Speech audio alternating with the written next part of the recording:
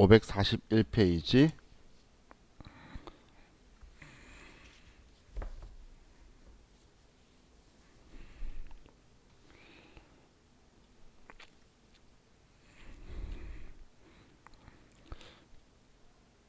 자, 6번 문제인데, 자, 주식회사 한결은 예정 정상 개별 원가 계산을 적용하고 있다. 제조 간접비 부족 배부액 5만 원을 원가 요소 기준법에 의해서 배부하는 경우 매출 원가에 배부되는 금액은? 이렇게 물어봤네요. 자, 그럼 이번에 원가 요소 비례 배부법이면 제공품이 있고 제품이 있고 매출 원가가 있는데, 여기에 제조 간접비를 가지고 하는 게 원가 요소 비례 배부법인 거예요. 이걸로 안분하는 거. 그럼 3대 2대 5로 안분하면 절반이네요. 그러면 25,000원이 되게 되겠죠. 이해가시나요? 무슨 말인지 3대 2대 5 하면 25,000원. 그럼 25,000원을 부족 배부에 과소 배부래. 그럼 더해야 돼요? 빼야 돼요? 그렇죠. 더해줘야 되겠죠. 그죠? 왜냐면 과소 배부한 걸 작게 했으니까 더 나왔다는 이야기죠. 그럼 5만원이 더 나왔는데 매출 원가에 25,000원 더하고, 그리고 여기에 만원, 여기에 15,000원 이렇게 더할 거란 이야기죠. 이게 원가 요소 기준법인데, 만약에 총원가 기준법 혹은 비례배부법이라고 하면 8대 9대 12로 안분할 거란 이야기예요. 이 기준으로. 이게 총원가 비례배부법이에요. 그럼 매출 원가 조정법이면 여기에 다 5만원 다 넣어버릴 거란 이야기고, 그 이야기예요. 자, 그럼 638페이지로 갈게요.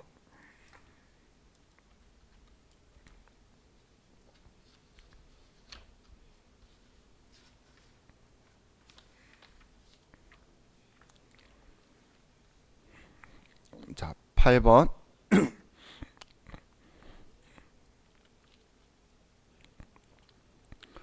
자, 정상 원가 계산 제도 하에서 제조 간접비 배부 차이를 총원가 기준법 비례배부법으로 조정하고 있으나, 만약 배부 차이 전액을 매출 원가에서 조정한다면 매출 총이익의 변화에 대한 설명으로 올바른 것은? 자, 그럼 지금 여기에 과소배부액, 기말 제공품, 매출 원가, 기말 제품이 있는데, 자, 먼저 지금 하고 있는 거는 총원가 비례배부법으로 조정하고 있다고 적혀 있죠. 그럼 총원가 비례배부법으로 한다면, 자, 매출 원가에는 과소배부 100만 원이 있는데, 그럼 얼마를 배부한다는 이야기죠? 지금 총원가 기준법으로 하면 얼마를 배부해야 되죠?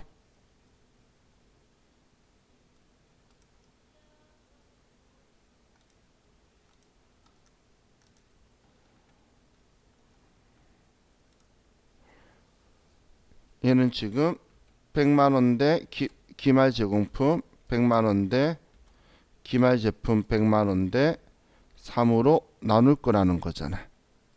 그죠? 그러면 여기에 지금 이야기한 거 100만원 가지고 나누면 20만원, 20만원, 60만원 이렇게 비례로 나누겠다는 이야기죠. 그럼 과소배부면 지금 얘가 과소배부가 되면 60만원만큼 더 한다란 이야기죠. 이해가시나요? 작게 예상했으니까 60만원 더 할 거란 이야기죠. 지금 매출 원가에.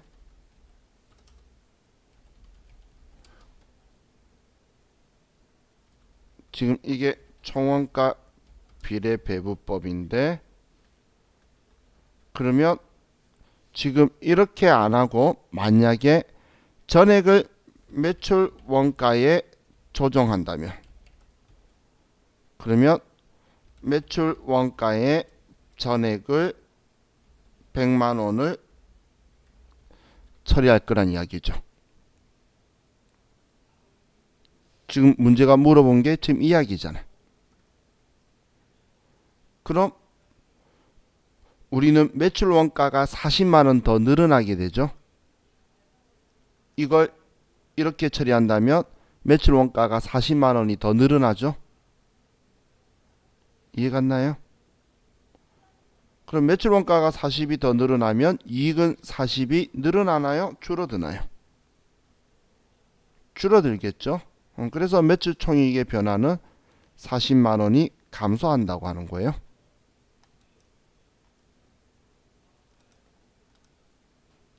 얘가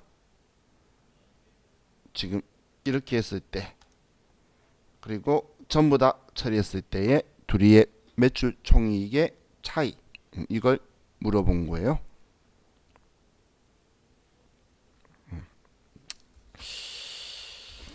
자, 그럼 이제 우리 개별 원가 계산은 이것만 보면 되고, 자 이제 우리 교재 이제 165페이지로 가셔서 이제 종합원가 계산으로 가면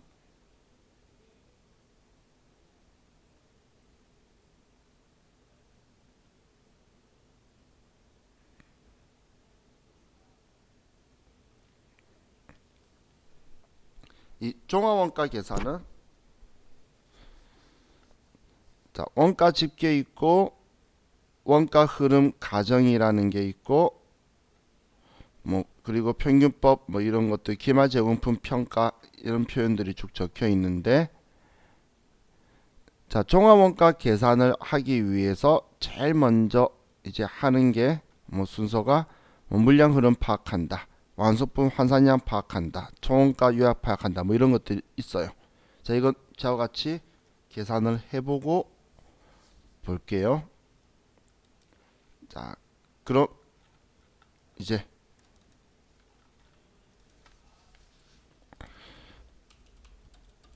종합원가 계산을 보면, 자 종합원가 계산하는 방법은 또 두 가지가 있어요.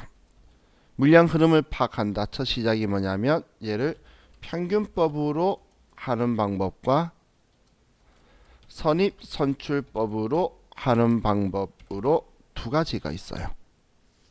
평균법과 선입 선출법.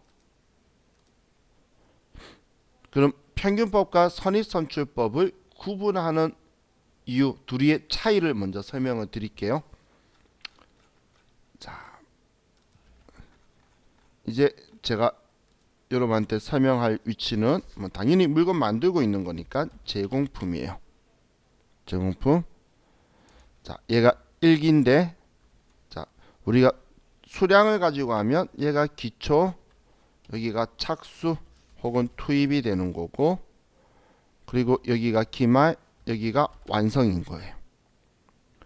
우리 금액 가지고 할 때는 여기 착수가 단기 총 제조 원가, 물건 만들려고 투입한 인건비, 재료비, 나머지 경비를 다 돈을 투입했고, 여기가 완성된 게 그래서 단기 제품 제조 원가, 완성품 원가가 여기인 거죠. 얘는 수량으로 하면 착수량, 완성량이 되는 거예요.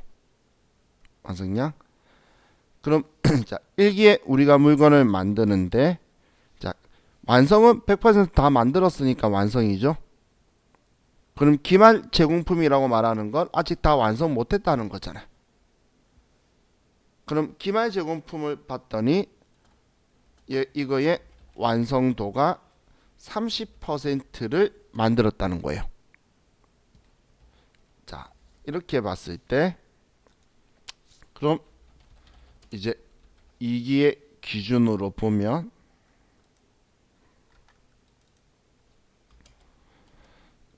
자, 기초, 착수, 기말, 완성. 자, 이렇게 되는데, 자, 그럼 2기의 제공품 기초의 완성도는 몇 %일까요?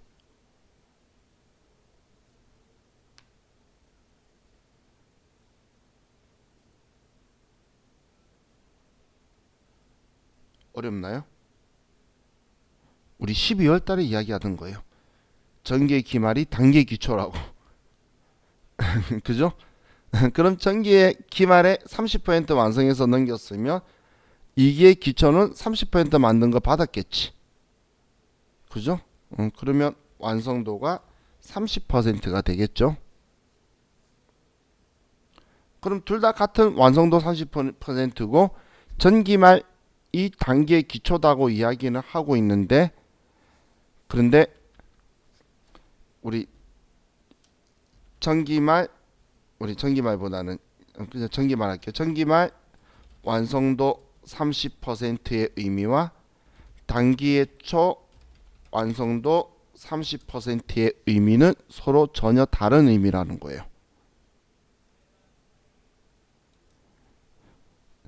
30%라고 적혀 있는 얘는 1기 귀속이 30%라는 이야기인데, 단기 초 이야기라는 1기 귀속이라는 건 지금 1기의 귀속이 30%인데 단기의 기초 30%는 전기 귀속이 30%고 단기인 2기의 귀속은 30%는 이번 게 아니고 70%라는 이야기를 돌려서 이야기한 거예요.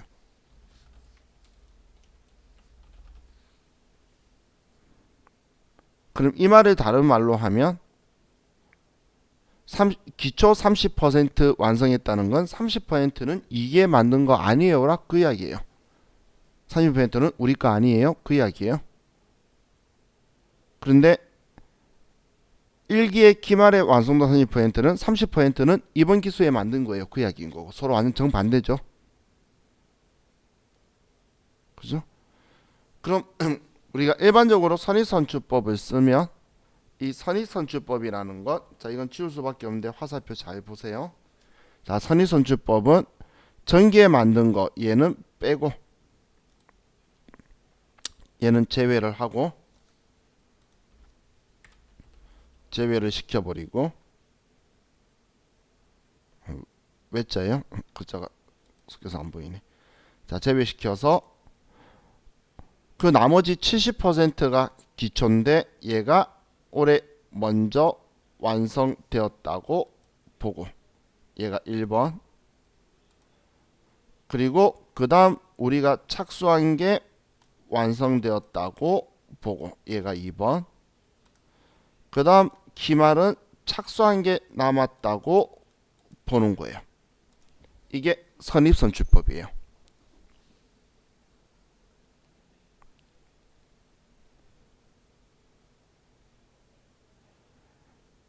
이게 선입선출법이에요. 그럼 선입선출법은 특징이 단기에 발생한 거에 빼낸다는 건 단기에 작업한 양만 가지고 단기 순수한 발생량만 계산하는 방식이 선입선출법이고, 한글로 잘 나와요. 기초가 먼저 완성된다. 기말은 단기에 착수된 게 남아있고 기초는 기말로 가지 않는다는 게 선입선출법의 원리예요. 선입선출법의, 지금 이게 선입선출법의 원리예요. 뭐 먼저 기초가 시작돼서 만들어졌겠지. 그럼 이 순서대로 된다고 보는 거예요. 그래서 자 여기에 지금 선입선출법은 단기 발생액만 가지고 계산을 하는 방식이 선입선출법이에요. 얘는 기초가 우선 완성되고 다음 단기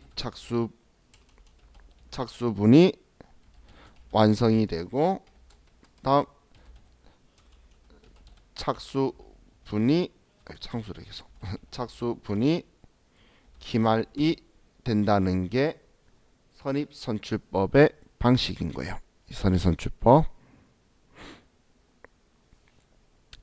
자, 그런 반면에 평균법이라는 이 방법은, 평균법은 얘는 뭘 그렇게 깐깐하게 하니, 그냥 얘든 얘들. 우리는 하나다. 그렇기 때문에 그냥 얘네들 구분 안 하고 전부 다 그냥 똑같이 보겠다는 거예요. 전기값 빼내지 않고 그냥 전기분 포함됐다 안 했던 전부 다 그대로로 봐서 그냥 다 평균 내는 거예요. 그래서 기초가 완성도 되고 기초가 기말도 되고 착소된 게 완성되기도 하고 기말도 된다. 이렇게 보는 방식이 평균법이에요. 평균법은 그냥 구분을 안 하고 그냥 전기 발생분이든 뭐든 구분하지 않고 모두 같이 합산해서 계산하는 거예요.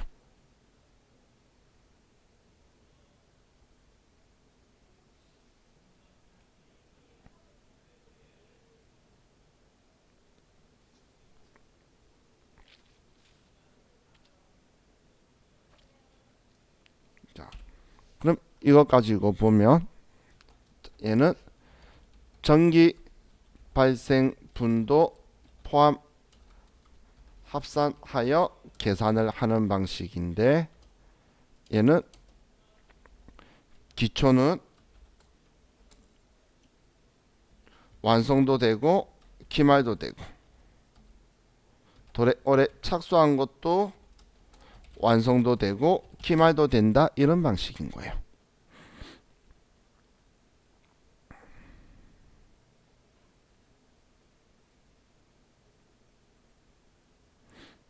구분이 없다는 이야기예요. 자, 근데 그러면 자, 1기의 경우를 한번 생각을 한번 해볼게요. 자, 1기의 경우에 기초가 있을까요?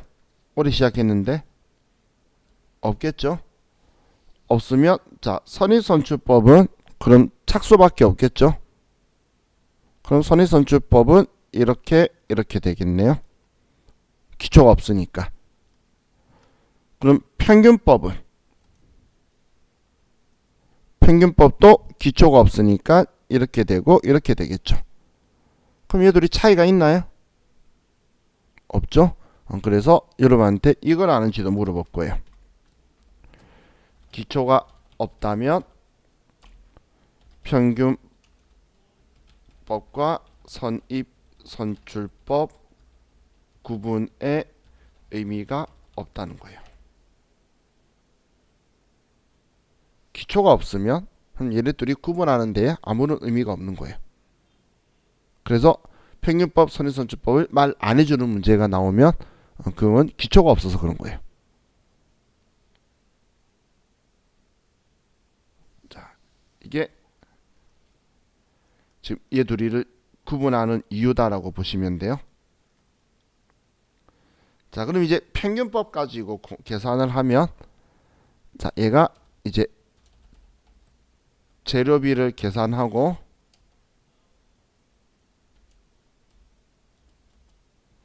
그리고 가공비를 계산할 거예요. 또 재료비를 계산하고 가공비를 계산할 거예요. 이런 또 두 번 계산하네. 자, 재료비, 가공비 이게 뭐냐면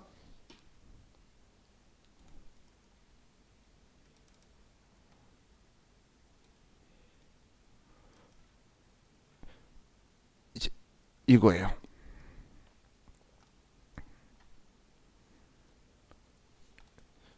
직접 재료비와 가공 원가를 재료비, 가공비라고 부르는 거예요. 우리가 가공비가 직접 농업비, 제조 간접비 합친 거 있죠?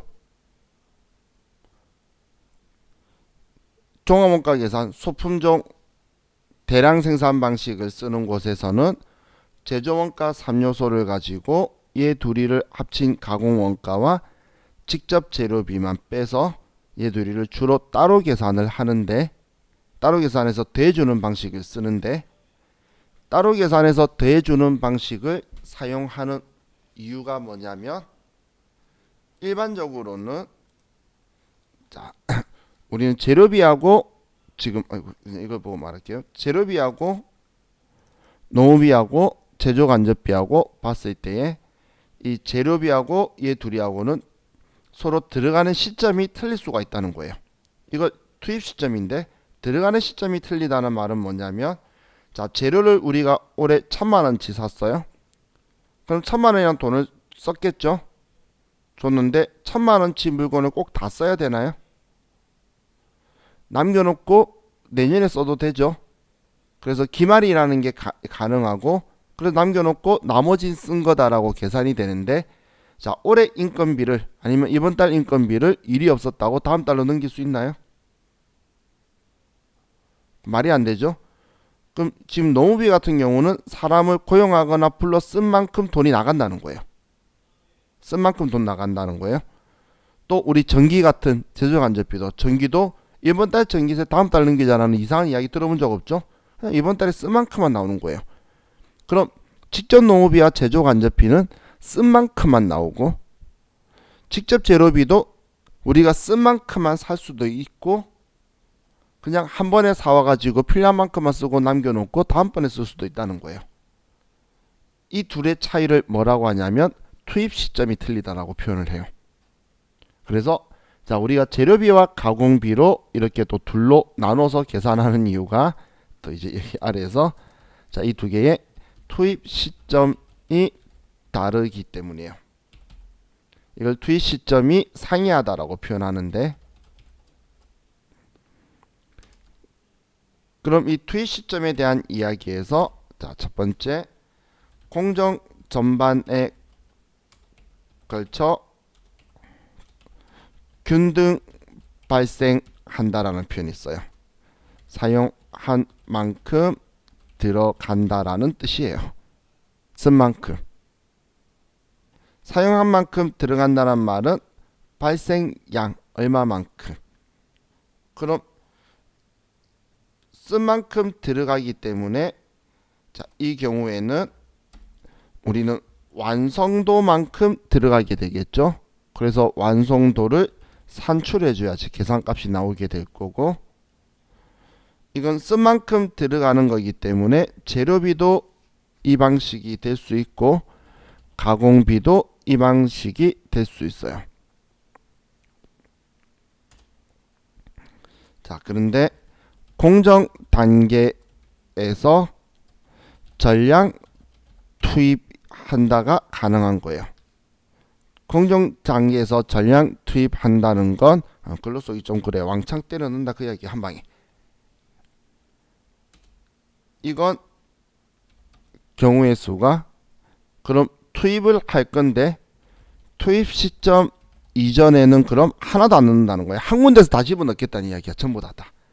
그럼 투입 시점 이전에는 0%로 하나도 들어간 게 없고 투입 시점 이후는 100%가 다 들어가는 이런 상황이 생긴다는 거예요. 그럼 초부터 다 넣고 시작한다면 그냥 전부 다 100%인데 어느 몇 퍼센트 지점에 집어넣는다라고 하면 얘는 넣은 적이 있거나 넣은 적이 없거나 뭐 아니면 도가 될 거라는 거예요. 그래서 이걸 우리 공정 단계에 전량 투입한다라고 표현하는데 얘는 재료비만 가능해요. 재료비만. 가공비는 한 방에 다 때려넣는 게 불가능하기 때문에 재료비만 가능하다고 보시면 돼요.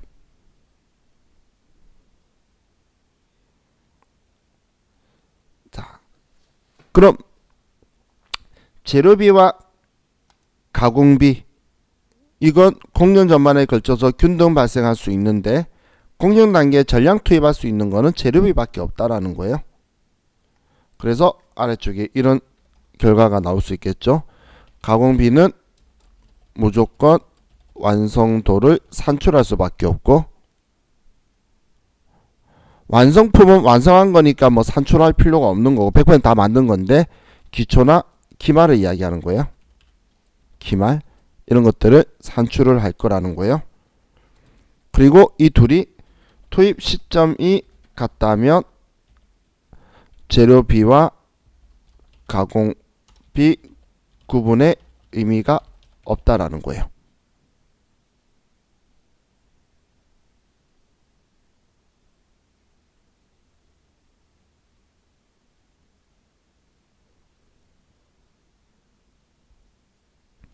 자, 그리고 참고 성격으로 자, 재료비가 시험 우리 문제 지문에서 공정 초기에 전량 투입된다라고 표현이 나오면 얘는 그냥 전량이기 때문에 완성도 무시 전량을 사용하는 거예요. 그냥 처음부터 다 넣고 썼으니까 다 썼다라고 해서 다 넣었다라고 해서 계산하는 거예요.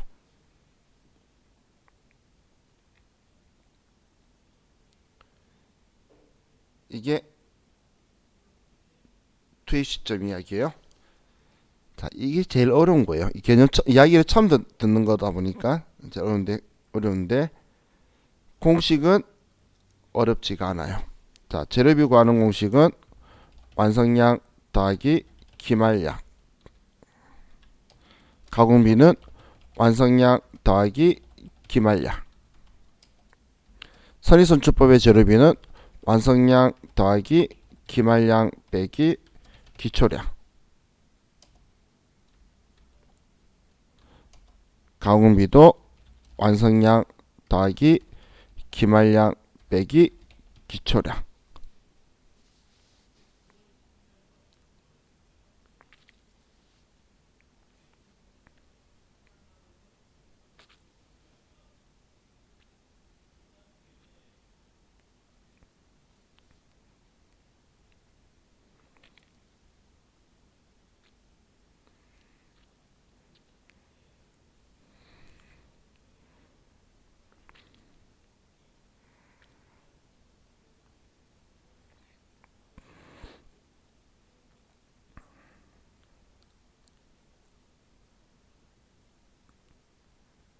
이게 공식이에요. 어렵나요? 안 어렵죠? 근데 제가 완성도 따져야 된다고 한 게 가공비는 무조건 완성도 따지는데 완성량은 100%다 만들었기 때문에 몇 퍼센트 만들었니? 말도 안 되는 소리죠. 완성량은 다 만든 건데 몇 퍼센트 완성했니가 뭔 소리야. 그래서 완성량은 따지는 게 아니고 기말, 예, 그리고 예, 그리고 얘를 무조건 따진다는 이야기고, 재료비는 균등 투입된다고 그러면 따질 거고 아니면 안 따지는 거예요. 자, 지금 이제 저와 같이 문제를 몇 개 풀어볼 건데 내일 저 만났을 때 이 공식을 기억하고 오시면 좋겠어요. 자, 왜 이 공식을 기억했으면 좋겠다는지는 자, 지금 보시면 아실 거예요. 551페이지로 갑시다.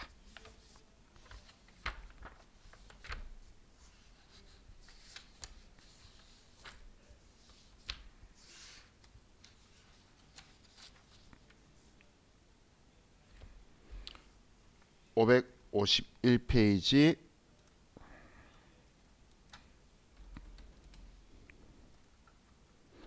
8번 문제예요.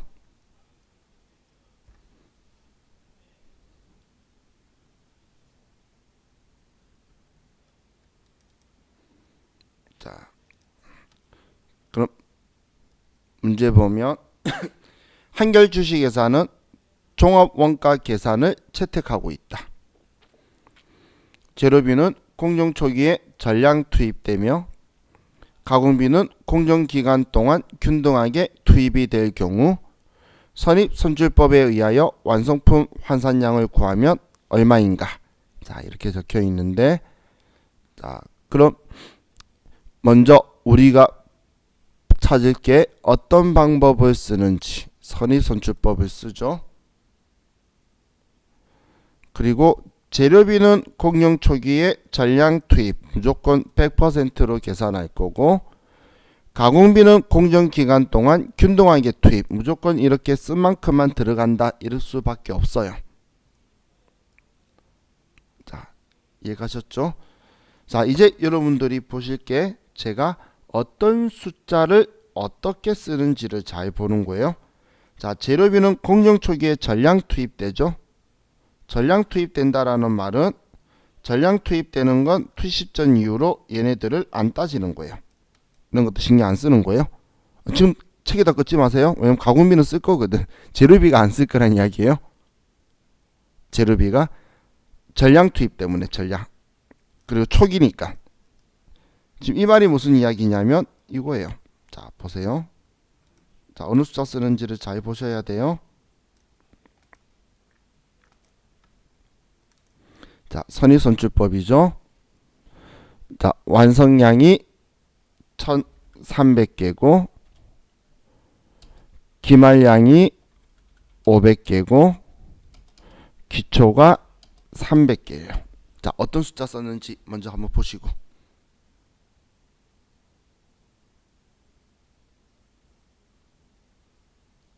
어떤 숫자 쓰는지 이해가시나요? 나중에 계속 이 값을 여러분 찾아서 여기에 넣으면 되는 거예요. 그러면 자, 이제 얘 계산해 보면 1500개죠. 그래서 일단 재료비 1500개 3번 4번을 줄은 거예요. 자, 제가 어떤 숫자 쓰는지 계속 강조하고 이 공식 이야기 늘 외우라는 이유가 알면 더하기 빼기예요. 알면 더하기 빼기. 그래서 제가 앞에 건 어려운데 얘는 쉽다 그랬잖아. 자, 그럼 가공비는 자, 지금처럼 균등하게 투입된다 적혀 있는 경우 있죠. 균등하게 투입된다는 적혀 있는 거는 옆에 있는 완성도를 곱한 숫자를 쓸 거예요. 옆에 완성도 곱한 숫자를 쓸 거라는 거예요. 그게 완성도 산출한다고 제가 표현한 거예요. 자, 그럼 자, 이거예요. 자, 이번에 또 제가 쓰는 숫자를 여러분들이 한번 어떤 건지 파악해 보세요.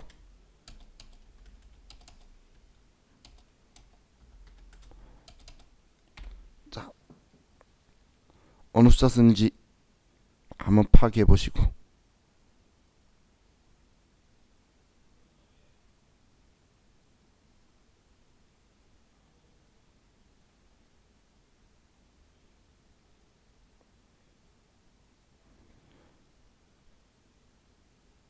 지금 기말에 쓴 200만원은 옆에 40% 곱한 거죠. 기초에 쓴 210만원은 300만원에 70% 옆에 그 곱한 거죠. 균등 투입되면 이렇게 곱해줘야 된다는 이야기예요. 균등 투입이란 글자죠. 재료비도 균등 투입했다 적혀 있으면 이 숫자 쓸 거예요. 재료비도. 근데 초기에 전량 투입이라서 무시한 거예요. 전량 투입이라서. 그럼 얘는 얼마가 되죠? 1290개가 되네요.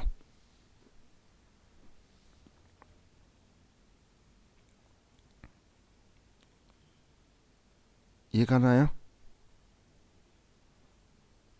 그럼 우리 답 몇 번이 되죠? 3번. 그죠? 근데 만약에 평균법으로 나왔으면 평균법 나왔으면 1300개 더하기 500개예요. 그러면 1800개가 되고 평균법이면 가공비는 평균법의 가공비는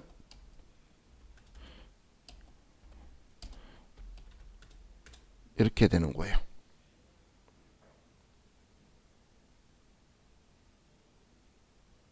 평균법이 왜냐하면 전량 투입될 때 평균법은 500개 전부 다 이야기하는데 선의선출법은 그럼 전기에 전부 다 집어넣네 다 빼버리는 거예요.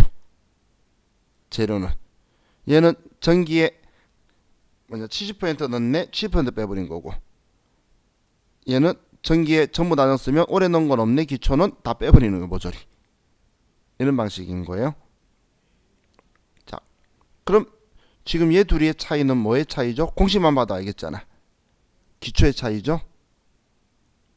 그래서 평균법과 선의선출법의 차이를 물어보면 얘 둘의 차이다라고 이야기하기도 하고 계산하기도 하는데 많은 사람들이 기초만 바라보는 거예요. 그냥 결국은 이 숫자 300이잖아. 결국은 얘 둘의 차이는 210이죠. 그래서 평균법과 선의선출법 차이 보면 그냥 기초만 딱 바라보는 거예요. 전량 투입된 이유면 전부 다 그냥 그 금액. 균등 투입한다면 완성도 곱해준 금액. 자, 이거예요. 자, 우리 한 문제만 더 풀어보고 끝낼게요. 내일 이거 하면서 자 시험 때 이거 나오기를 기도할 수 있도록 해야 되는데, 자 이 문제 못 푸는 분들은 사실 이 공식은 사실 제가 만든 거예요. 그래서 여러분들 중에 대학교나 아니면 세무사나 세무공무원 공부하시는 분들은 나중에 따로 이야기하세요. 이 뒤로 넘어가면 안 돼요. 이 뒤 훨씬 뒤로 넘어가면 오류 생길 수가 있어요.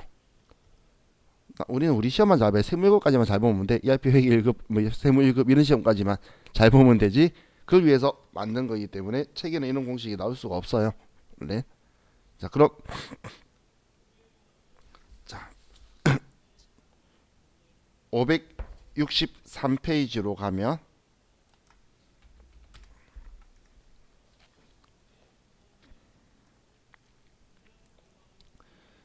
자 10번에 다음 자료에 의하여 종합원가 계산에 의한 가공비 완성품 환산량을 계산하시오. 이번엔 가공비 완성품 환산량 물어봤는데, 제가 이야기를 안 했고, 지금 우리가 하고 있는 게 완성품 환산량 구하는 게 핵심 과제라서 그거 구하고 있는 거예요. 죄송해요. 제가 우리 많은지도 말 안 하고 이야기하고 있었네. 그죠? 자, 그럼 우리 가공비인데, 자, 이 가공비에서 평균법 선의선출법을 왜 아마 말 안 해줬는지 봤더니 아래에 평균법으로 구한 경우와 선의선출법으로 구한 경우에 값을 구하는 거예요. 둘 다 가공비를 구하라는 거죠. 근데 가공비는 앞으로 보면 무조건 전부 다 이렇게 적혀 있을 거예요. 안 적혀 있는 거 본다면 문제 잘못 낸 거니까 박수 치면서 얘는 맞았네 하고 기분 좋은 거 아무거나 찍으시면 돼요. 절대 그런 일은 없는 거예요. 자, 그럼 얘는 균등하게 발생한다고 나오면 완성도 곱해주라 그랬죠. 그럼 가공비만 가지고 보면, 자 평균법은 자 문제에서 완성량이 몇 페이지였죠? 564. 자 완성량이 600개고 기말량은 우리는 제공품이 400개인데 70%, 그럼 4728이니까 280 그러면 얘는 880개가 되죠. 자, 그럼 선의선출법은 600개고 더하기 기말량은 280개고, 자 기초량은 몇 개 빼야 되죠?